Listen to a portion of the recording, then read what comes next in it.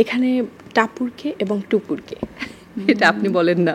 জন্মদিনে কি কি সারপ্রাইজ পাওয়া হয়? তো অনেক emotional are very loving surprises মা দেয় আমাদেরকে। একটু দুষ্টু স্বভাবের। দুষ্ট কখন বললে মানে এইরকম আছে, একটু ভাবুক। মার সাথে যেখানেই থাকবো সেখানেই ভালো লাগে আর কি। জন্মদিনের শুভেচ্ছা, শুভ জন্মদিন। Thank you so much. জন্মদিনকে ঘিরে কি কি প্ল্যান থাকে?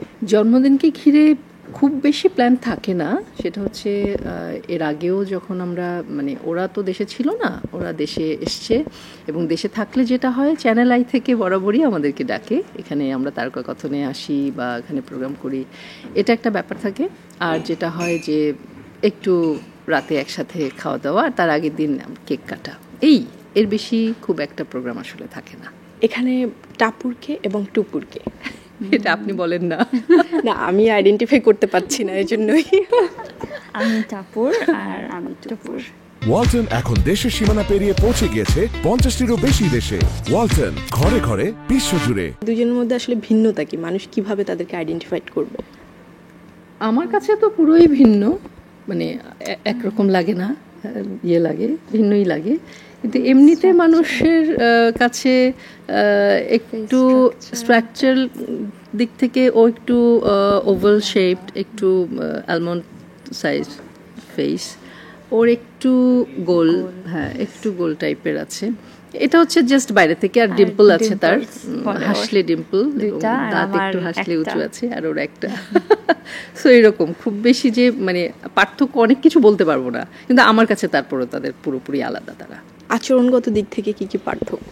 আচরণগত দিক থেকে অনেক পার্থক্য আছে। সেটা হচ্ছে সে যেমন টাপুরকে দিয়ে আগে, টাপুরের কথাটাই আগে বলি। টাপুর হচ্ছে একটু ধৈর্য, 7-5 অনেক কিছু ভেবে কথা বলে, একটু ইমোশনাল হয়ে যায় বেশি। আর টুপুর হচ্ছে স্ট্রেইট ফরওয়ার্ড, যেটা মনে হবে ঠাস করে মাথার উপর বলে দেবে একদম, যে না এটা ভালো লাগছে না, বা ওটা ঠিক না, এটা করো না, এটা কে কি ভাবলো না ভাবলো ওর কিছু আসে যায় না। ও হচ্ছে একটু এই টাইপের। সো ও একটু মাদারলি আছে, একটু ধৈর্য সহ্য একটু বেশি। টুপুরের আবার একটু কম, ও একটু ফার্স্ট সব কিছুতে একটু ফার্স্ট করে, যে না এটা হলে হবে, না হলে না হবে, বাদ দাও, এই করো সেই করো, এরকম টাইপের ঝরঝরা। দুজনের মধ্যে কে একটু শান্ত স্বভাবের এবং কে একটু দুষ্টু স্বভাবের? দুষ্ট দুষ্টু ও একটু কমেডিয়ানও আছে, একটু হাসির কথা বেশি বলে। ও হঠাৎ করে এমন একটা কথা বলবে যেটা আমরা একদম ভাবতেই পারবো না, খুব স্পন্টেনিয়াসলি সে হাসায়।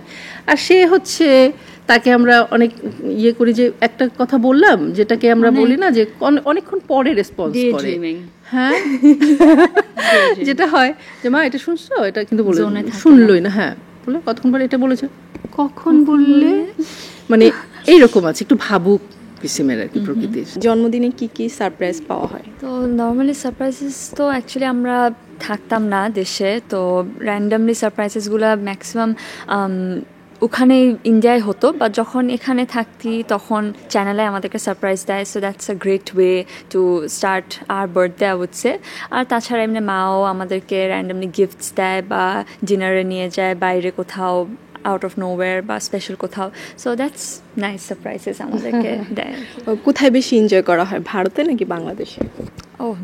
দুই রকম, বাট অবভিয়াসলি মার কাছে যেখানে থাকবো সেখানে আর কি বেশি। যেখানেই থাকুক মা সাথে থাকলে ভালো লাগে বেশি, কমপ্লিট লাগে আর কি বার্থডে, কাজ আমাদের সাথে যেত মার বার্থডে।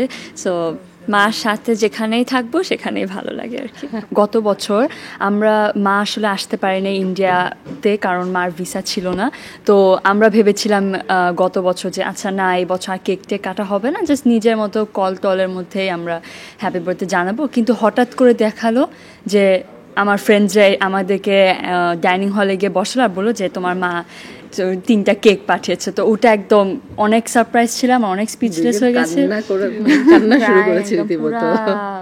অনেক emotional are very loving surprises মা দেয় আমাদেরকে।